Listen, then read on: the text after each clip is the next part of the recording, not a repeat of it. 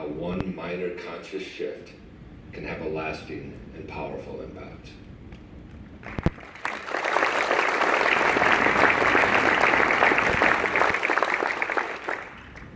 Let me tell you a story about an 8-year-old boy. This 8-year-old boy towered over all his classmates, rocked oversized baggy shirts because of his skinny frame, barely ever said a word, and spent every second possible playing outside. He'd run around with all his neighborhood friends, inventing all sorts of new games. They would chase each other for hours. Those games didn't end until long after the sun went down, when his jeans were covered in grass stains and his socks were filled with holes. He'd go on adventures in the woods, a magical, enchanted place where his mind escaped from reality. A fallen tree was used as a balance beam over a 50-foot drop-off into the white water rapids. He'd sway from side to side, slowly moving across the tree. Although just a few inches off the ground in reality, he shook for dear life as he made it to safety. Not even rain could stop this little boy from getting outside. He'd throw on his swim trunks, dart out the back door, climb the stairs to the playground, and fly down the slide, skidding halfway across the yard. Maybe you've guessed this by now, or maybe the tall, lanky description was a dead giveaway, but that 8-year-old boy was me. Those childhood experiences built the nature-loving person I am today. Now, I'd like to tell another story about a different 8-year-old boy. Like me, this boy was tall, skinny, and shy. But rather than playing outside, he spent most of his time indoors. Pretty much every day after school, he'd hide out upstairs playing Xbox with all his friends. Adventures in the woods turned into navigating Minecraft on his iPad. And almost any rainy day was a good excuse to flip on Netflix and binge watch SpongeBob. That 8-year-old boy was my little brother, Danny, who's currently 16 years old and the youngest of my 8 siblings. For those of you trying to do the math in your heads, we're about 12 years apart. Whether you have a younger sibling, niece or nephew, child of your own, I'm sure most of us notice this change. Kids today are spending more time indoors and in front of technology and less time outside. And even when they are outside, they're probably still looking at a screen. During my discussion this morning, I'd like to touch on 3 things. First, our incoming workforce and their technology habits. Next, the effects of those habits. And finally, I want to touch on something that is critical to the success of our incoming workforce. So let's start with this new generation, Generation Z. A quick Google search told me that Generation Z begins with anyone born in the mid-1990s through 2010. An article I read told me that they're screen addicts, have short attention spans, and are lazy. My guess is a millennial probably wrote that article. This is the first generation to not know life without internet connectivity. iPads, iPhones, Netflix, YouTube, Instagram, Snapchat. With access to so many different forms of technology, it's no wonder why they're stereotyped as screen addicts. Since the old Google search wasn't a whole lot of help to me, I decided to go directly to the source. My brother Danny. I know that he loves basketball, is a big Pacers fan, and wants to go to IU for business school. I watched him grow up and saw how different our childhood was. But after going off to college, I lost touch with his day-to-day life. So I asked him about it. And here's what he told me. The first thing he reaches for when he wakes up in the morning is his phone. Then he goes to school, where he has a laptop that's used in every class. Little basketball after school, and then he jumps on that laptop to knock out his homework. After all his homework's done, he jumps on Xbox to play NBA 2K with all his friends. And almost any car ride in between those activities is spent on his phone. Nearly his entire day involves migrating from one screen to the other, or juggling two at the same time. But it's not just Danny. Studies show that Generation Z spends an average of 10 hours a day in front of a screen. 10 hours. Now, not all of that screen time is bad. I think we can all agree that the internet has made each of our lives easier in one way or another. Although Danny might grow up with his neck stuck in a permanent downward position, the truth is he's constantly absorbing all sorts of information. There are millions of questions I asked my parents as a kid. When I asked my mom, she gave me the old, I don't know, ask your dad. When I asked my dad, guess what he said? I don't know, ask your mom.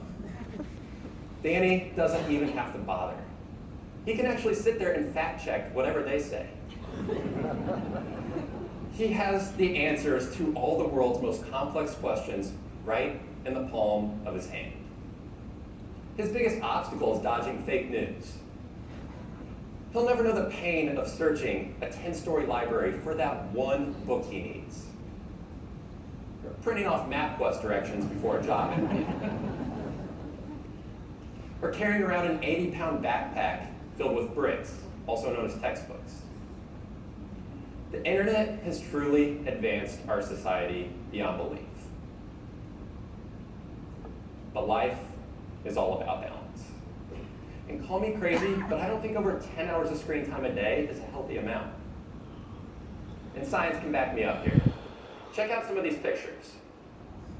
The first is a brain scan of someone reading a book. The red parts in the image show activity occurring in the brain. Now the second scan shows someone searching the internet. Clearly there's a little more activity here. I'll flip back and forth so you can really see the change. And this is a healthy amount of activity for the brain. But just like that glass of red wine at the end of a long day, neurologists tell us that it's only healthy in moderation. When we engage with our screens, our brains are in a constant state of use. If I asked one of you to pick up a 10-pound weight and do curls for 10 minutes, I think you'd probably do that. You might be a little tired by the end. But what if you had to do curls for 10 hours? Your arm would probably fall off. Just like any other part of our body and any other muscles, the brain requires rest to perform. And this is especially important for children overexposed to technology from day one.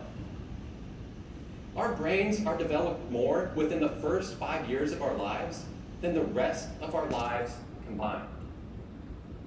So when Generation Z puts their brains through this for 10 hours a day, during the most critical part of brain development, it's going to have some long-term impacts. Good or bad, better or best, future consequences of current activities, these are all areas that are impacted when the brain is overworked. The complex issues that we face every day are going to be more challenging for Generation Z to solve because their overworked brains will struggle to solve. This really hits home for me because it directly affects Danny, my baby brother. As his older brother, it's my job to look out for him, have his back, maybe even provide some guidance. I don't want life to be any harder for him than it can already feel sometimes. I don't want him to lose skills that are going to be essential to his future success. And I sure as hell don't want him to make poor decisions. So being the natural helper that I am, I look for a solution. And I found one. A solution that's all around us all the time. Something we all probably see but don't fully acknowledge. It's that one thing I lived for as an 8-year-old boy. Nature. Advancements in science and medical devices are opening our eyes to the power of being outdoors. Now, I'm no Bill Nye, but hear me out here because this stuff is super interesting. Take a look at these 3 brain scans I'm going to show. And think of this like a heat map. Red means high activity and blue means low. This first one shows brain activity occurring for a group of students during finals week. I mean, this literally makes my head hurt just looking at it. You don't need a PhD to see there is some serious activity going on here. All right, enough of that torture. Let's look at the second scan. This one shows brain activity for a normal week of students. Moderate amount of action going on here, but slightly refreshing after looking at that last one. Now, I've saved the best one for last. This scan shows brain activity after 3 days of camping and hiking, unplugged from all forms of technology. Little to no activity. The brain is truly at rest here. No phone calls, text messages, or Skype pings. Just the brain chilling out, taking some much needed PTO. Listen, I've been camping and gone hiking and can stand up here and tell you all about how I felt after those experiences, but I think these pictures speak volumes.